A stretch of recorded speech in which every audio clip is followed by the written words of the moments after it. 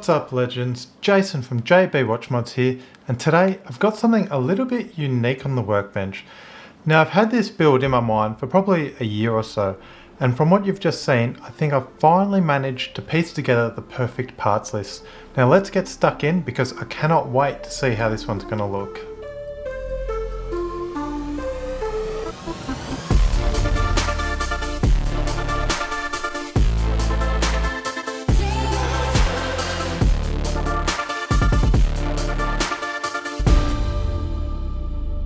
So I've got this beautiful 39mm vintage style dive case. Now this case is super unique in that it's got this internal rotating bezel, which is what the second crown is used for. So your lower crown adjusts the time as per usual, and your upper crown rotates the internal bezel. It's also got this top hat sapphire crystal, which has a clear AR coating. Now, top hat crystal also gives you this really cool distorted view around the edges of the case, which is really nice. And obviously it's in this black brushed finish, which just looks awesome.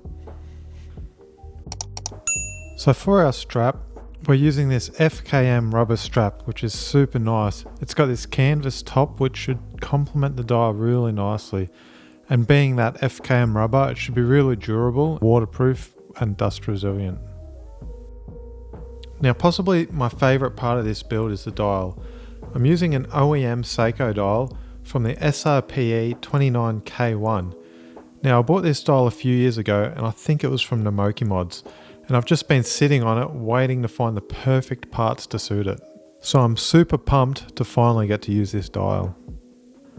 So we're using the standard looking SKX style handset. Now this set actually took me quite a while to find, as I was really picky about the loom on the hands matching the indices, and I think these match just perfectly. And last but not least, we have our NH36 movement. Now this one's got the black day and date wheel and the crown positioned at 3.8 o'clock to suit our case.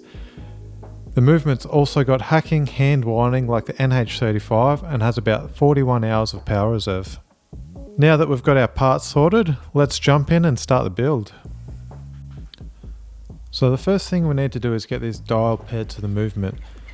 Now luckily for me, this dial was originally made for a case with the crown at 3.8 o'clock. So this dial goes straight on with no worries. Don't have to worry about cutting any of the feet at the back or anything. So nice and easy step this one.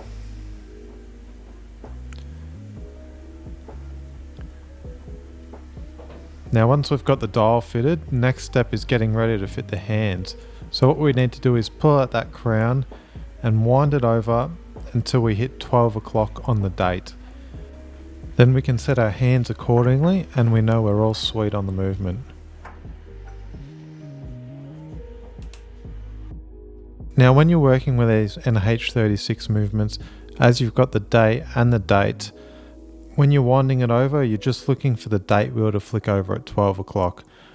The day normally flicks over an hour or two later, so just work off the date wheel when you're setting your movement up. So now I'm just popping my movement under the hand press and just checking the alignment of the actual press tool to make sure I'm centered. Then I can go ahead, get my rotoco, stick it on the end of my hand and get ready to press it on.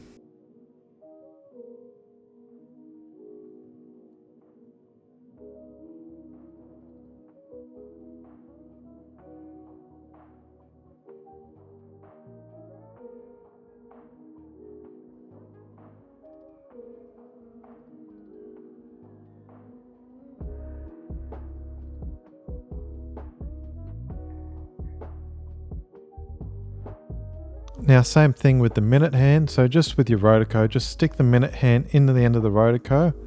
Just saves you using tweezers and scratching anything. I found it's the easiest way and best way to set the hands.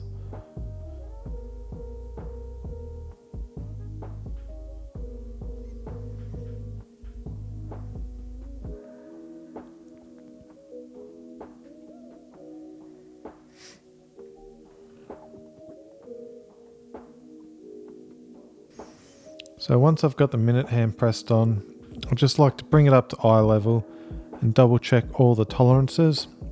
Just want to make sure that your hands aren't going to foul on each other, and and make sure that the hands aren't going to hit the indices either. Then I like to rotate it twice, just cycle through twice, just to make sure that when that date flicks back, your hands are at 12 o'clock, or plus and minus 10 to 15 minutes of 12 o'clock. Generally, that's what you'll get on a NH35 or NH36.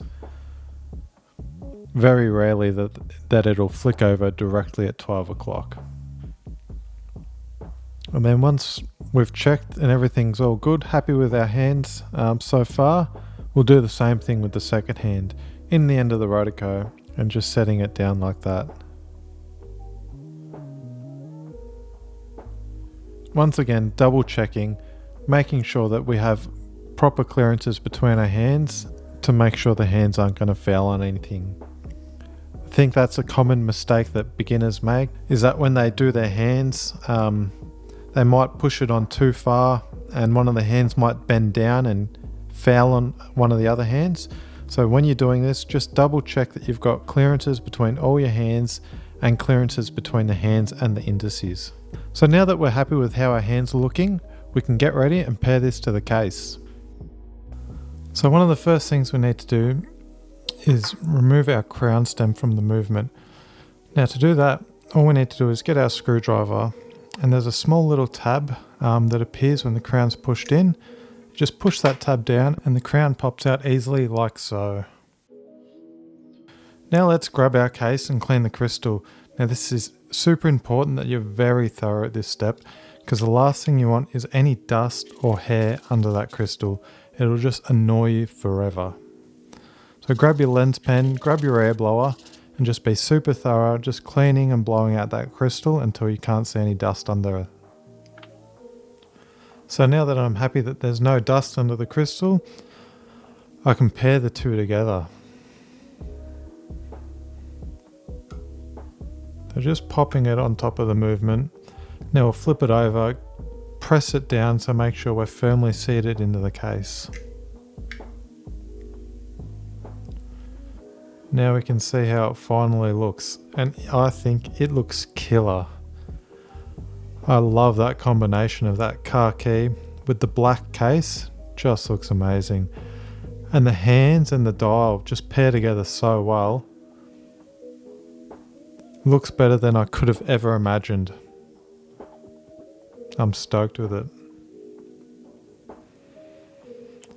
Alright, we're on the home stretch now, so next step is to get the crown stem cut, and then we can get ready to seal this puppy up. So we'll take out the crown. Our new movement comes with the crown stem. So whenever you buy your NH35, NH36, you'll get a new crown stem. So this is a new case for me. I haven't worked with this case before, so I'm not exactly sure on how long that crown stem needs to be. So what I'll do, I've got a template which is 17mm long, so I'll cut it down to 17mm and then we can try it from there. Now, like I said, I haven't worked with this case before, so it took me, I think it was about four attempts until I dialed in the length of that crown stem. Now, once it's dialed in, I take it out for one last time, and then we put some Loctite on the threads. This is just good insurance to make sure that that crown won't come off the crown stem.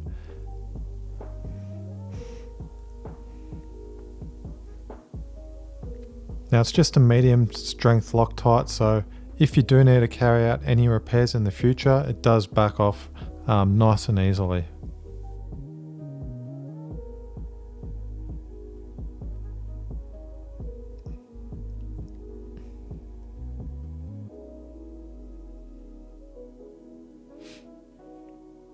So once we've got that nipped up, just make sure you wipe the excess Loctite off with a bit of tissue. You definitely do not want that going through your movement. So now it's all clean, Loctite it up, we can pop it into the case for the final time.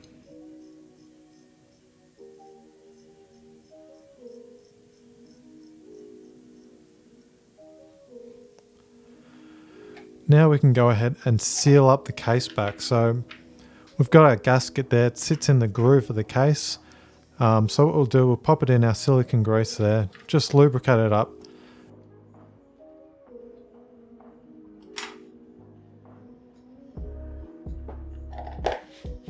Just provides an extra barrier to stop the water getting in, so always important to grease your case back gasket.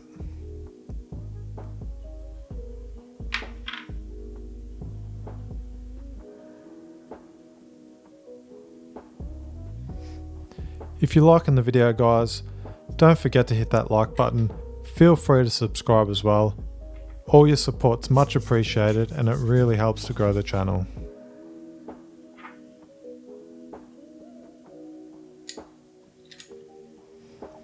Now I'll just pop on the case back and we can lock it up with our case back tool.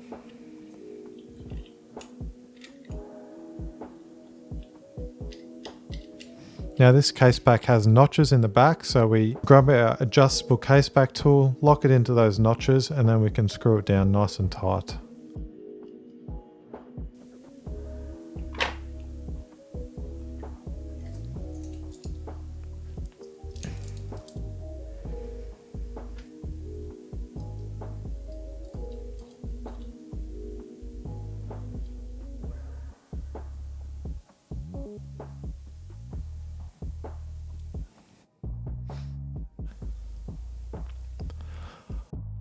I'll also leave all the parts that I've used in links in the description below, so if you're interested in building yourself a watch similar to this, I will leave links in the description for you. Or if you're looking to pick up a watch that's similar to this, you can head over to my website, which is jbwatchmods.com.au, and grab a watch for yourself.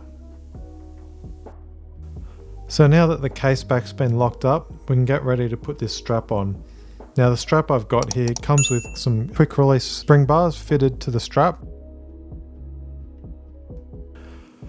I'll remove these spring bars fitted to the case and we can just use the ones fitted in the strap there.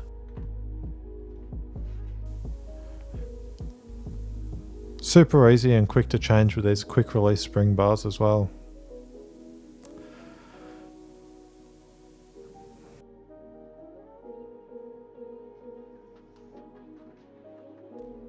And now we'll flip it over and we'll see how this watch looks.